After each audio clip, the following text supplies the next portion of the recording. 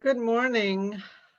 I am Sara Schwarzbaum. I am the founder of Couples Counseling Associates, and I'm also the founder of the Academy for Couples Therapists. I do these Facebook Live case consultations approximately once every 3 weeks or every 4 weeks, but today I'm going to do a presentation. It will be about a half-hour presentation in lieu of a case consultation. This is an abbreviated version of a 2-hour presentation, but I'll talk for about a half hour about why are intimate relationships so difficult and make some cultural and gender considerations. I think that for some of you, this may be very helpful in your work with couples. So I am showing you a handout so that you can follow along with the presentation, and at the end, of the, as I said, approximately 20 to 25 minutes, I will be taking some questions that you can put in the chat. So, like I said, I want to describe some uniquely American cultural underpinnings of relationship distress. And I will talk a bit about what counselors can do, even when they don't work with couples, to avoid destabilizing a relationship.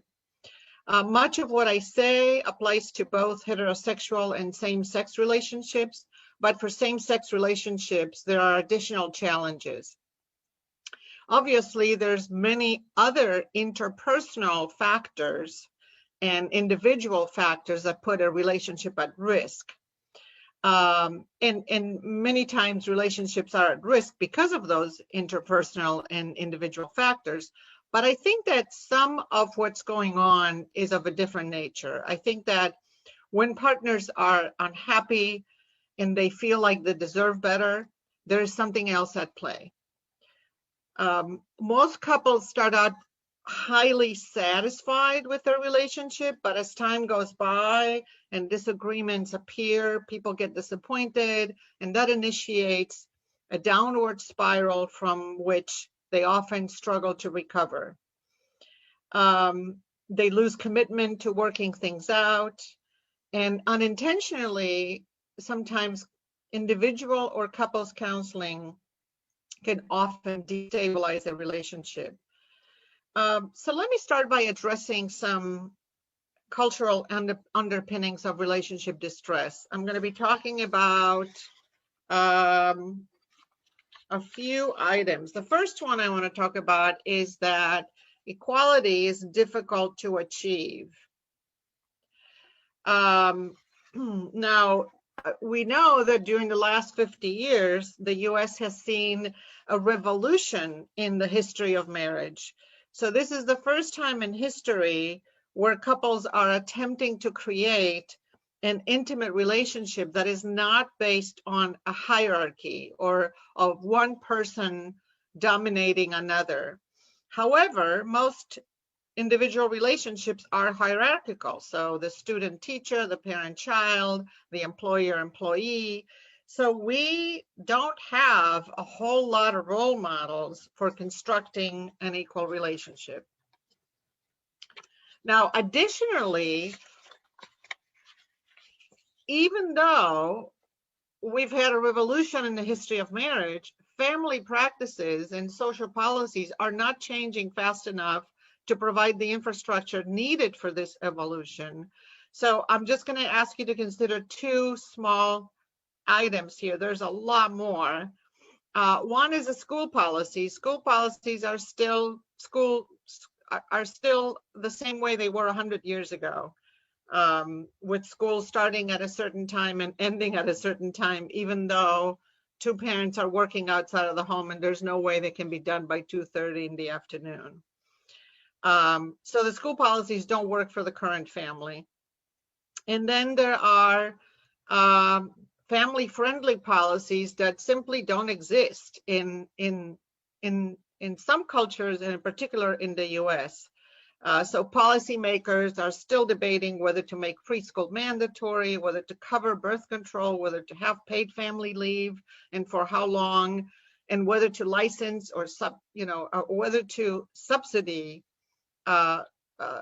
daycare centers, and many more. Some states are better at this than others, but in general, we don't have good policies that support the changes that have occurred in the family, and that puts additional stress in the nuclear family. So the second point I want to make is that there are anti-relational forces in our culture. When the honeymoon period begins to wane and the differences appear, there is a sense that there are other alternatives available, and that makes for an erosion of commitment. This is the first time in history when the survival of the family rests on the individual happiness of the members of the couple. So this possibility of multiple alternatives creates the illusion that there's someone else out there that could be a better fit, not to mention all the online dating sites. But as I said, this illusion erodes commitment if we're constantly looking over our shoulders, over our partner's shoulders to see who else is out there. There's less energy to invest in the relationship. The second anti-relational force in our culture is that I want to mention is that there is a cultural belief that, quote, we have to get our needs met, unquote. And if our needs are not met, we want to bail out of the relationship, not realizing, A, that we play a role in meeting our needs, and B, that we play a role in meeting the needs of our partners, and C, that those are things that are very difficult to balance. So of course, our needs are not going to be met often, and neither are the needs of our partners. And so even in relationships that are working well, so it's how we deal with that balance that makes a difference in terms of relationship distress. But if we believe that our needs need to be met, only ours and not our partners, it's going to be some problem. So there are more anti-relational forces in our culture, but I want to move on to cultural relationship myth that is related to the anti-relational forces, but is a separate issue. So one relationship myth is that marriage is a 50-50 proposition. And in fact, the opposite is true. The Gottmans in their research found that the best marriages are the ones in which partner A is invested in partners B's interest as opposed to their own. It appears that negotiating from a position of pure self-interest doesn't work. The happiest couples give without expecting in return because they can rely on their partners to operate with their best interest in mind. Another myth is that high conflict, disappointments, and disagreements don't exist in happy relationships. This cannot be further from the truth. Disagreements are a problem only when negativity is escalated as opposed to matched. So again, negativity is not a problem. This is another finding of the Gottmans research team. And disappointments are a problem only when people think they're not supposed to have them, and they don't learn how to self-regulate, how to negotiate for a win-win, etc.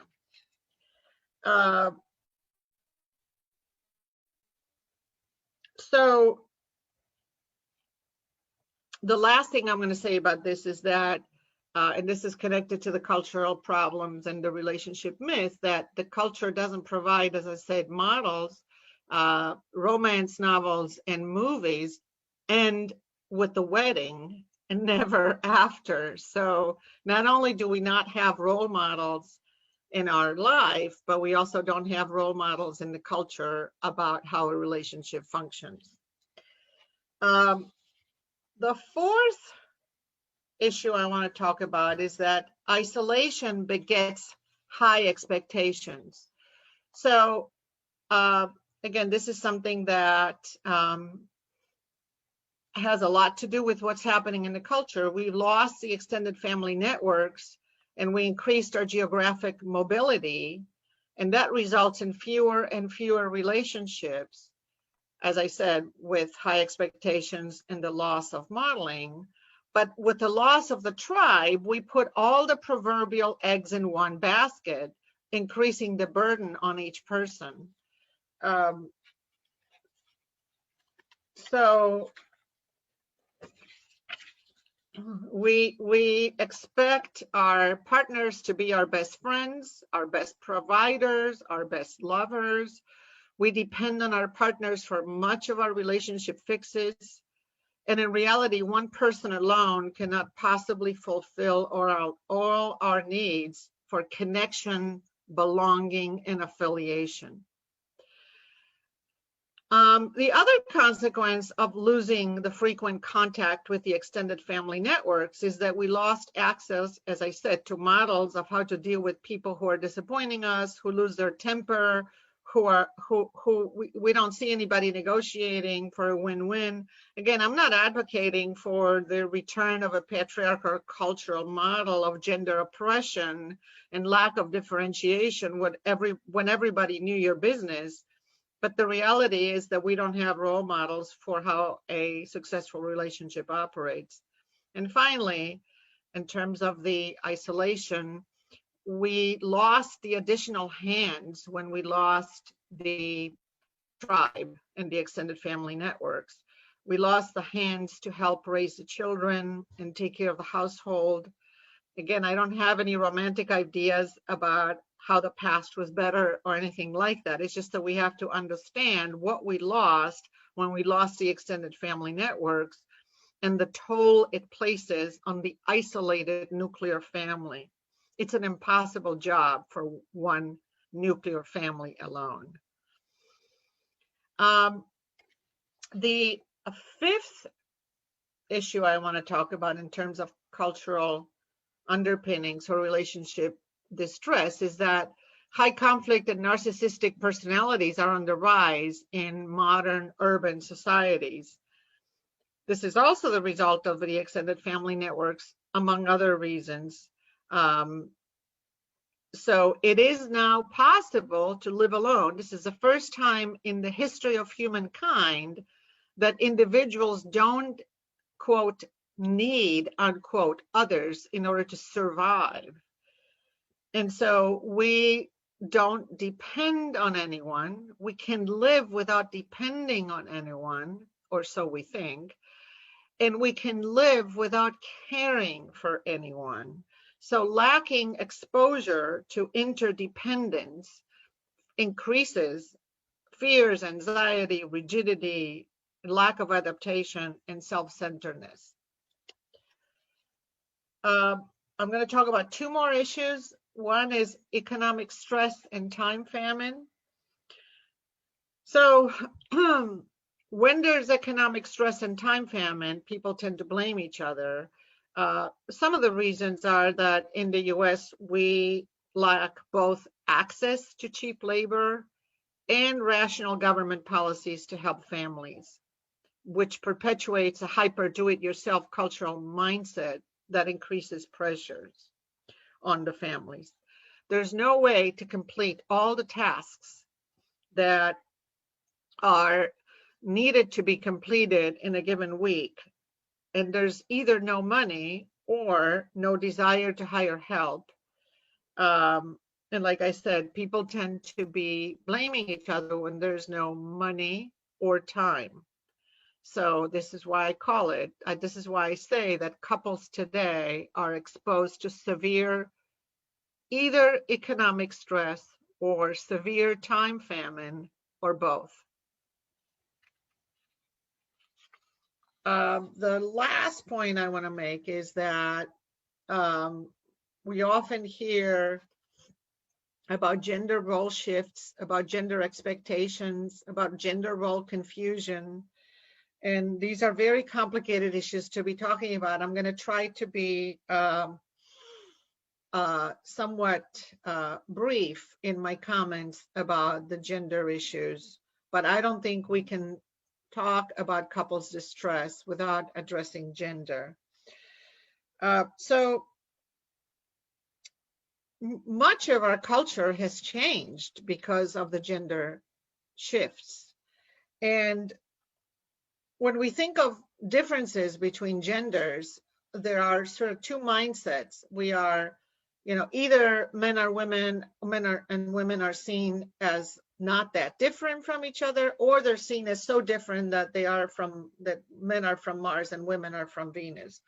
Well, what we know from multicultural theory is that we have to take into account both the differences between groups and the differences within groups. And so men and women are both the same, and they're also different. So when we think of it that way, we can incorporate some more flexibility and some more ambiguity into our thinking.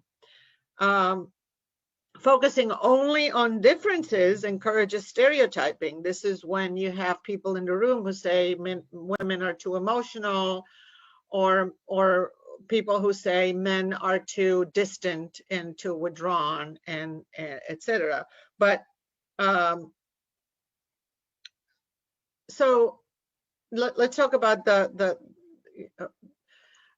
piece about men and women that is the same. So as it turns out, some men are just as much in touch with their emotions as women are, and some women are not in touch with their emotions and cannot express vulnerability, or don't know how to express negativity well. So there may be more similarities than the culture at large generally believes.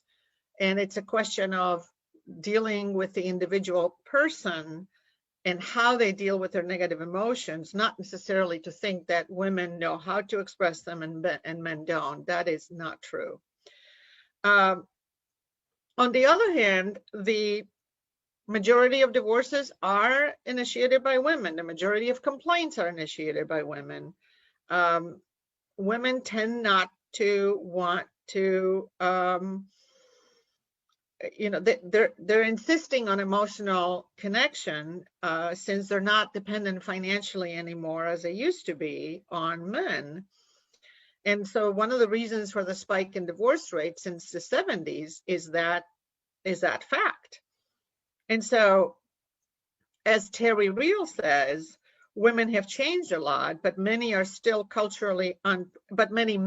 are still culturally unprepared for this change, and continue to feel pressure to be or appear to be strong and competitive.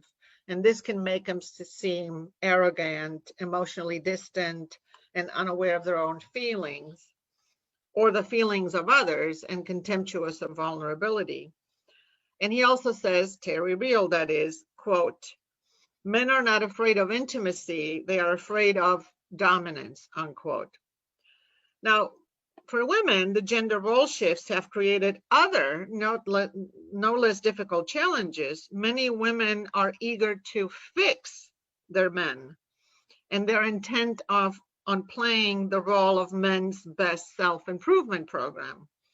In heterosexual relationships, when women get overly critical, the cascade of criticism and defensiveness leading to contempt or withdrawal that John Gottman so aptly describes can become solidified. So, as I said, 80% of complaints in relationships are initiated by women, but they tend to do, as Gottman describes it, the harsh startup. And they complain that men complain only after women complain because they don't bring up their complaints. So there's some truth to that differences. And this just shows how difficult the relationship, negotiation, collaboration, and compromising for a win-win can be. So there's obviously a lot more to talk about in terms of gender role shifts and gender role expectations, but I'm going to stop here because I need to tell you a little bit about how individual counseling can put a relationship at risk and destabilize a couple, and then a few things about what can be done. So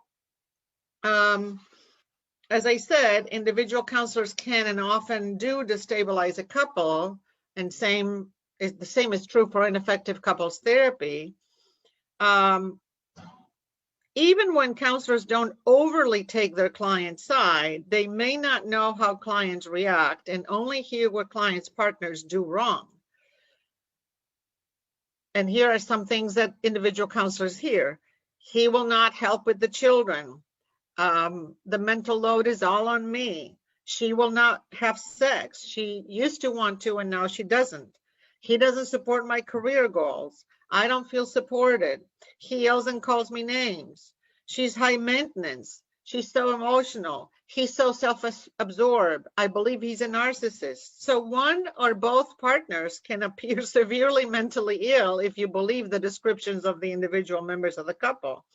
The reality is that partners trigger each other, and sometimes it's hard to distinguish between symptoms of borderline personality disorder or a person in attachment panic triggered by one of the partner's withdrawals.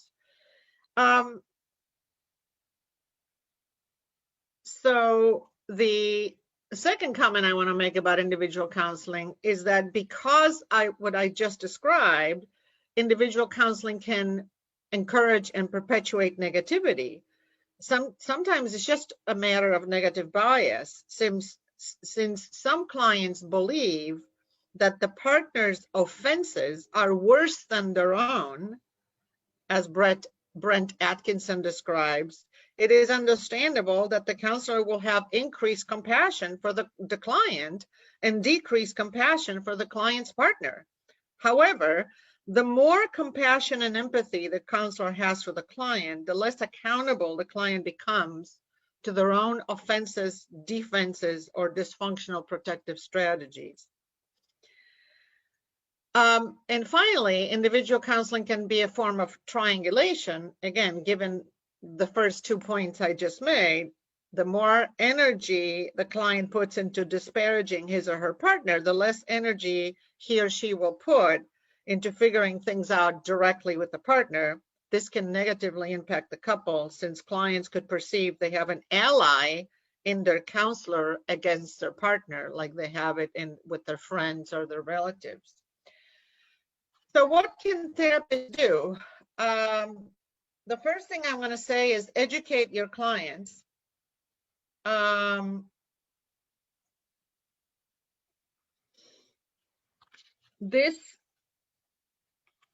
Consider, let's see, what am I saying? Yeah, there it is. So consider explaining some of these cultural underpinnings of relationship distress to your clients. You want to educate them.